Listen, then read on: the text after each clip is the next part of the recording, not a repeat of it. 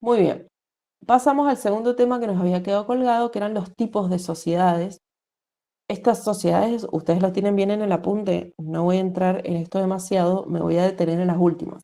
Si hablamos de sociedades de caza y recolección, sociedades hortícolas, pastorales, agrícolas, estamos hablando del cultivo de la tierra, de crianza de animales, etcétera, etcétera. Cuando hablamos de las sociedades industriales, es este periodo de la revolución industrial y todo este periodo de fábricas de industria que les estaba contando recién, pero me voy a detener en la sociedad postindustrial, porque acá es donde se produce estas características que estamos hablando de la sociedad nuestra, ¿sí? Actual. Característica de la sociedad postindustrial. Hay una transición de la producción de bienes a producciones de servicio. ¿Se siguen produciendo bienes? Sí, pero hay mayor cantidad de producción de servicio, ¿sí? ¿A qué nos referimos con bienes y a qué nos referimos con servicios? Supongo que saben la diferencia, pero les pregunto, ¿qué es la producción del bien y qué es la producción de servicio? Bienes tangibles, un producto, un material, algo Un objeto. palpable. Ujú, perfecto. Y Y el hablamos, servicio como una asistencia. bien, el servicio es algo que, si bien necesitamos de los demás, porque cuando yo, qué sé yo, me enfermo, voy a un médico y ese médico me está prestando el servicio. ¿Cuál es el servicio que me está prestando? Su conocimiento, ¿sí? Lo mismo les va a pasar, bueno, quizás ya les pasa. Viene la vecina que se tiene que poner la inyección y va y les golpea la puerta a ustedes. Ustedes están brindando un servicio que tiene que ver con el conocimiento y la técnica de saber poner una inyección, una vacuna, lo que sea, ¿sí? Vuelvo a decir, siguen existiendo la producción de bienes, porque yo cada vez que voy al supermercado compro un bien, compro un objeto, un alimento. Cuando necesito ropa, compro un objeto. Cuando necesito el celular, compro un objeto, etcétera, etcétera. Pero hay mayor cantidad de oferta de servicios, ¿sí? A diferencia de épocas anteriores. Segunda característica, hay reemplazo de obreros manuales con trabajadores técnicos y profesionales, como ingenieros informáticos, médicos, banqueros, etc. Igual que la característica anterior, seguimos necesitando de mano de obra, de alguien que sepa hacerlo, pero se prioriza mucho más el conocimiento y la formación técnica y profesional que la mano de obra sin ese conocimiento.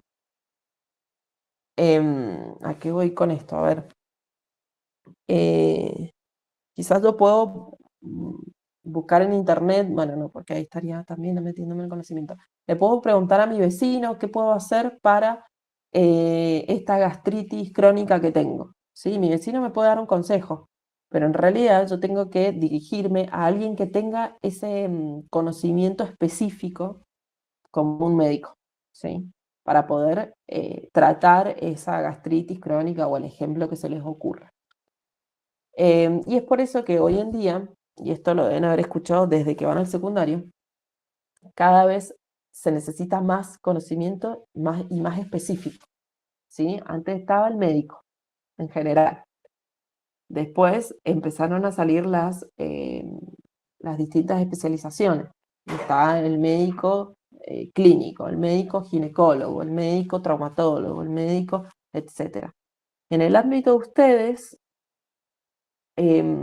ustedes también tienen, pregunto porque no lo sé, me viene la duda ahora, tienen, no sé si tienen una especialización, pero cuando ustedes ingresan en un servicio de salud, en un hospital, muchas veces están en un servicio determinado, en pediatría, en cardiología, etcétera. Pero no sé si la formación es la misma para todos o si tienen que hacer alguna especialización. Les pregunto.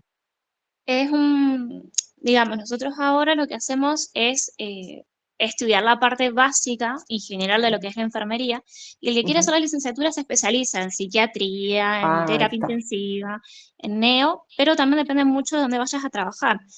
podés tranquilamente entrar a un servicio común y terminar en la terapia porque necesitan gente y bueno, adquirís el Bien, conocimiento ahí. bien, Pero bien. es muy determinante del hospital realmente y bueno, de lo que uno quiera Sí, especializarse. me imagino esto que decís, Evelyn, de la necesidad de cada centro de salud o de cada lugar.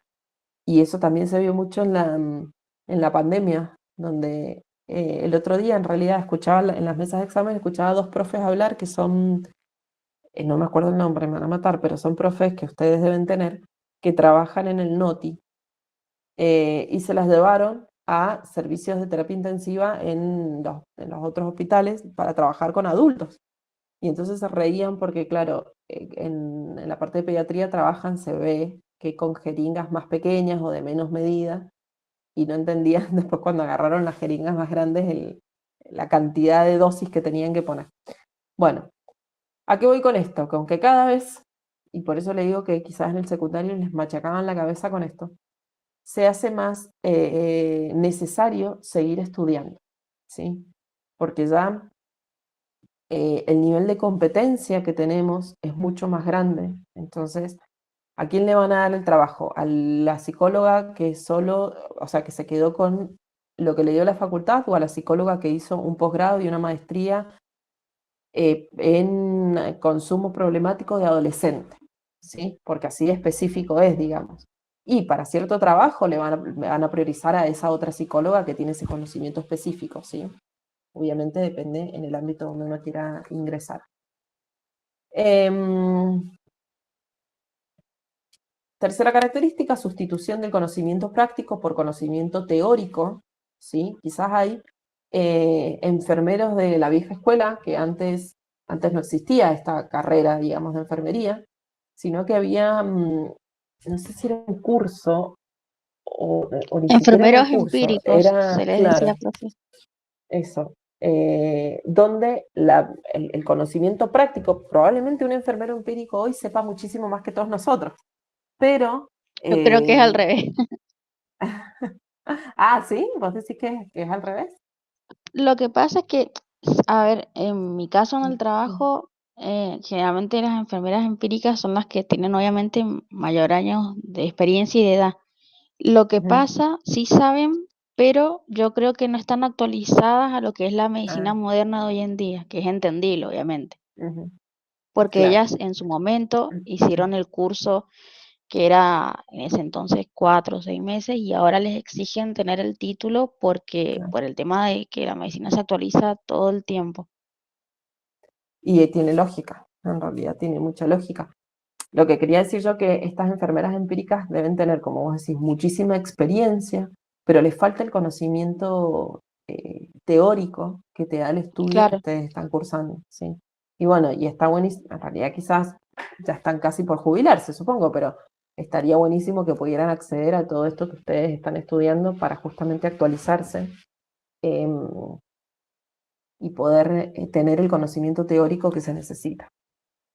Bien, seguimos. Se presta mayor atención a la implicancia teórica y ética de las nuevas tecnologías, lo que ayuda a la sociedad a evitar algunas de las consecuencias negativas de la introducción de nuevas tecnologías, como accidentes ambientales. Esto lo podemos tomar entre paréntesis, ¿sí?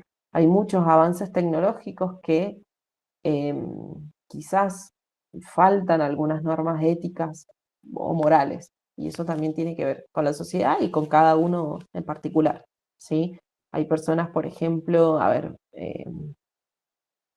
un avance tecnológico permite que mujeres y varones puedan tener hijos a través de la asistencia tecnológica, o como por ejemplo fertilización in vitro o donación de óvulos y espermatozoides, etcétera, etcétera. Quizás hay personas que no están de acuerdo con eso, ¿sí?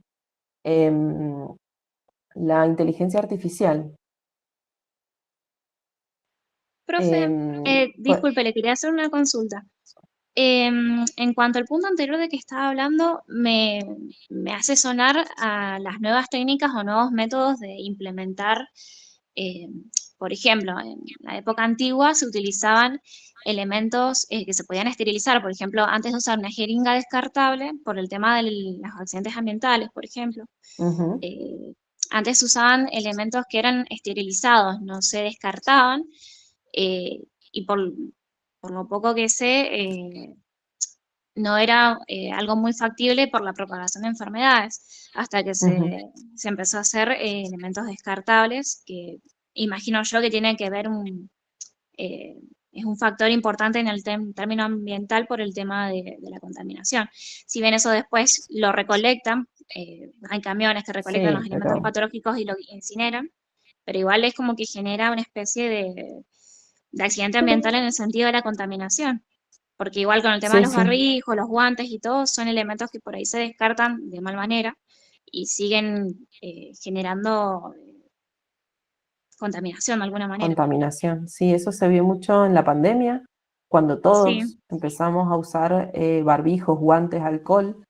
Claro, los hospitales o centros de salud tienen un método específico de recolección de esos residuos, pero la gente común, todos nosotros, no. Entonces se empezó a ver, y hay muchas fotos tristísimas de em, el mar con un montón de guantes y de barbijos, que antes habían un montón de otras cosas, pero no eso, ¿sí? Em, y sí, en realidad muchos avances tecnológicos han atentado importantemente contra, contra el ambiente, digamos, han generado contaminación ambiental.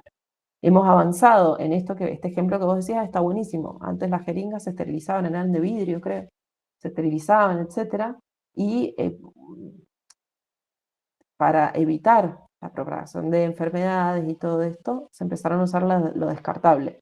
Se avanzó un montón porque no se propagan enfermedades a través de jeringas y agujas, pero por otro lado, se aumenta muchísimo la contaminación si no está descartado, como vos decís. E incluso si esos camiones que vienen incineran todo, igual están contaminando. Menos, pero están contaminando.